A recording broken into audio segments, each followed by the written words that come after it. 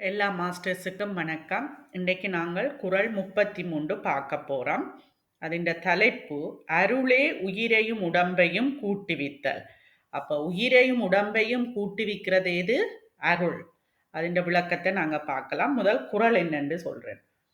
ஊன் அறியாதென்றும் உயிர் அறியாது ஒன்றும் இவைதான் அறியாது ஆரறிவார் தாம். அப்ப என்ன பொருள் இங்க சொல்லினோம்டா, உடம்பு ஜடம், அதற்கு எக்காலத்திலும் அறிவு இல்லை. ஆகவே அது தனக்குரிய உயிரை அறிந்து சென்று சேர மாட்டாது. உயிரும் இருள் மலத்தால் மூடப்பெற்று அறிவிழந்து நிற்கிறது. ஆகவே அதுவும் தனக்குரிய உடம்பை அறிந்து எடுத்து கொள்ளாது. அப்ப இங்க என்ன சொல்லினோம்டா, உடம்பு சடம், சடப்பொருளுக்கு என்றுமே எந்த காலத்திலையுமே அறிவில்லை. அப்ப இந்த உடம்பு தனக்குரிய உயிரை எடுத்துக்கொள்ளாது, சேராது, அறிந்து சேராது. எனக்குண்டா அறிவு இல்லை, ஜடம் அது. அதனால அது போய் சேர்ந்து உயிரை எடுத்துக்கொள்ளாது. உயிரும் இருள் மலத்தால மூடப்பட்டிருக்கிறது. இருள் மலத்தால மூடப்பட்டு அறிவை இழந்து போய் நிக்குது. அதுக்கு அறிவு இருக்குது, ஆனா அறிவை இழந்து போய் நிக்கிறது. அப்ப அதனால அந்த உயிரும் தனக்குரிய உடம்பை போய் இதுதான் என்று எடுத்துக்கொள்ளாது. அப்ப இங்க ஒரு கேள்வி வருகுது. அப்படியானால் இந்த உயிர் இன்ன உடம்பை பெறுவதற்குரியதென்று அறிந்து கூட்டுவிப்பது எது? அப்ப கேள்வி கேட்கினோம். இப்ப ரெண்டுமே இல்ல, நடக்காது, ரெண்டு விஷயங்களும் நடக்காது. அப்படியானால் இந்த உயிர் இன்ன உடம்பை பெறுவதற்குரியதென்று அறிந்து கூட்டுவிப்பது எது? எது கூட்டுவிக்குது? இந்த ரெண்டையும், உயிரையும் உடம்பையும் சேர்க்கிறது எது? இவ்விரண்டையும் கூட்டி செயற்படுத்துவது திருவருளே ஆகும். அப்ப இந்த ரெண்டையும் செயற்படுத்துறது எது? திருவருளே ஆகும். திருவருள் கூட்டுவிக்காமல் வேறு யார் அறிந்து கூட்டுவிக்க முடியும்? அப்ப திருவருள் கூட்டுவிக்காமல் வேற யார் தான் இதை அறிந்து கூட்டுவிக்க சேர்க்க முடியும் என்று கேள்வி கேள்விப்படுது. இப்ப ஊனண்டது உடம்பு, உங்களுக்கு அது தெரியும். இப்ப நாங்கள் இந்த விளக்கத்தை பார்ப்போம். இந்த குறளின் விளக்கம் என்ன சொல்லினோம் என்று.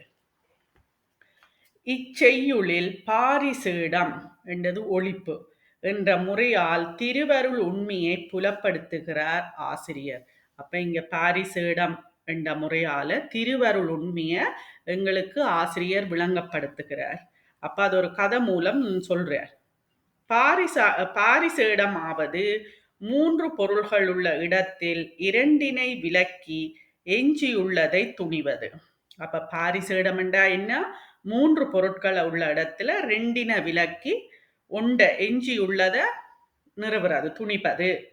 முதலில் ஓர் எடுத்துக்காட்டினால் இதனை விளங்கிக் கொள்வோம். அப்ப எங்களுக்கு எடுத்துக்காட்டு மூலம் இதை விளங்கப்படுத்துற.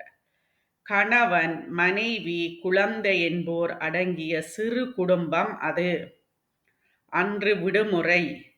கணவன் வீட்டிலிருந்து குழந்தையை கவனித்துக் கொண்டிருக்கிறான். மனைவி கடை வீதிக்கு சென்றிருக்கிறாள். அந்த நேரம் பார்த்து யாரோ ஒருவர் தேடி வருகிறார். கணவன் குழந்தையை நடுக்கூடத்தில் விட்டுவிட்டு வந்தவரோடு சிறிது நேரம் பேசிவிட்டு அவர் போன பிற்பாடு வீட்டிற்குள்ளே வருகிறான். விட்ட இடத்தில் குழந்தையை காணவில்லை. அடுத்த அறையை எட்டி பார்க்கிறான். அங்கே தொட்டிலில் அது கண் வளர்க்கிறது. அப்ப என்ன சொல்லினும் இந்த கதை உங்களுக்கு விளங்குது, நான் திருப்பி சொல்ல தேவையில்லை.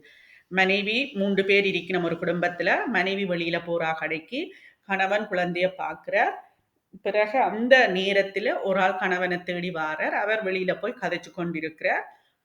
அப்ப திருப்பி அவர் போன பிறகு கணவன் திருப்பி பார்க்கிறார். கூடத்துல அந்த குழந்தைய காணையில விட்ட இடத்துல ஒவ்வொரு அறையா எட்டி பார்க்க ஒரு அறையில அது நித்திர கொள்ளுது. கண் வளர்க்கிறதுண்டா நித்திர கொள்கிறது. குழந்தையும் தொட்டிலும் சேர்ந்தது எப்படி? இங்கதான் அங்க வருகுது. குழந்தையும் தொட்டிலும் சேர்ந்தது எப்படி? தொட்டில் அறிவற்ற ஜடம், அது சென்று குழந்தையை எடுத்து கொள்ளாது. குழந்தை அறிவுடையதாயினும் அது தானே சென்று தொட்டிலை சேர்வதற்கேற்ற வலிமை இல்லாதது. அப்படியானால் குழந்தையையும் தொட்டிலையும் கூட்டுவிக்க வீட்டில் மூன்றாமவர் இருக்கிறார் என்பதையும் அவர் கடைக்கு சென்று திரும்பிய தன் மனைவியே என்பதையும் அவன் தெரிந்து கொள்கிறான். இவ்வாறு உண்மையை துணிவதே பாரிசேடமாகும். அப்ப இது தெரியுது. குழந்தை தொட்டில் ஜடம். அது குழந்தைய தூக்கி தன்னை தொட்டில்ல வச்சிருக்காது. குழந்தைக்கு அறிவு இருந்தாலும் அதுக்கேற்ற வலிமை தானே போய் தொட்டில் ஏறி படுக்கிறதுக்கேற்ற அங்க வலிமை இல்லாமல் இருக்குது. அப்ப இந்த குழந்தைய தொட்டில்ல கூட்டி விக்கிறதுக்கு மூன்றாவதாவது ஒரு ஆள் வேணும். அது யாருன்னு பார்த்தால் அங்க அவருடைய மனைவி கடையால திரும்பி குழந்தைய கொண்ட தொட்டில்ல போட்டிருக்கிறார். அப்ப இப்படி பாரிசேடு இதுதான் இந்த பாரிசேடம் என்று சொல்லப்படுகிற அந்த இவ்வாறு உண்மையை துணிவது. இது ரெண்டும் நடக்காது. அப்ப மூன்றாவதா ஒரு ஆள் இருக்கணும்னா அங்க மனைவி வந்துட்டா. அதுதான் இங்க சொல்லப்படுது. இனி இச்செய்யுளின் பொருளுக்கு வருவோம். இனி செய்யுள்ள பொருள். உடம்பும் உயிரும் இணைந்தது எப்படி? கேள்வி கேள்படுது. உடம்பு சடமாதலின் அது தனக்குரிய உயிரை அறிந்து சென்று அடையாது. உடம்பு சடமா இருக்கு. அப்ப அது தனக்குரிய உயிரை அறிந்து சென்று அடையாது. அது தானே போய் சேராது. இதுதான் இந்த உடம்பண்டு போய் உயிரண்டு போய் அடையாது. உயிர் அறிவுடையதாயினும் ஆணவ மலத்தால் அறிவிழந்திருப்பதனால் அதுவும் தனக்குரிய உடம்பை அறிந்து சென்று அடையாது. அப்ப உயிர் அறிவுடையதா இருந்தாலும் ஆணவ மலத்தாலே அது அறிவிழந்து போய் இருக்குது. அப்ப அதுவும் தனக்குரிய உடம்பை அறிந்து போய் சேராது. இதுதான் உடம்பண்டு. அப்படியானால் உடம்பையும் உயிரையும் கூட்டுவிப்பதாகிய மூன்றாவது பொருள் இருக்கின்றது என்பது தெளிவாகும். அப்ப இப்படி ரெண்டுமே இது உடன்பாடில்லை, ரெண்டும் நடக்காட்டிக்கு அப்ப இந்த உடம்பையும் உயிரையும் சேர்க்கிறதுக்கு மூன்றாவதா ஒரு ஆள் வேணும். எப்படி அந்த குழந்தையின் தொட்டிலையும் ஒன்று சேர்த்தது தாய் மாதிரி இங்கேயும் மூன்றாவதா ஒரு பொருள் இருக்கிறது.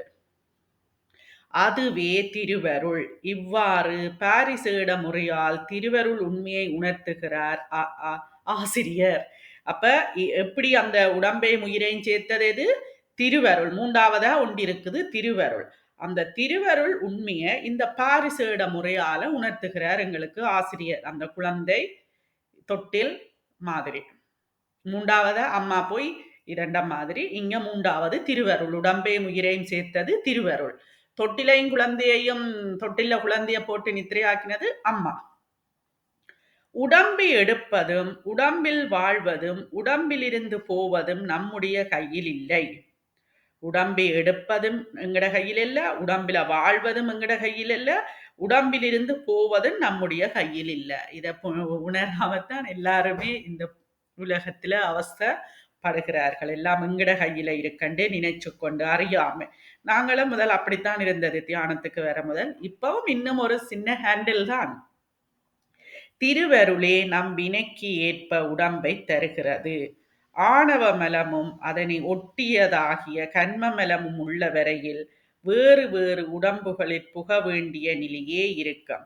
அப்ப திருவருள்தான் நம் வினைக்கேற்ப உடம்பை தருகிறது. எங்கண்ட நாங்கள் என்ன செய்திருக்கிறோமோ அதுக்கேற்பதான் எங்களுக்கு இந்த உடம்பை தருகிறது திருவருள். ஆணவ மலம் தான் எங்க மறைக்கப்பட்டிருக்கு.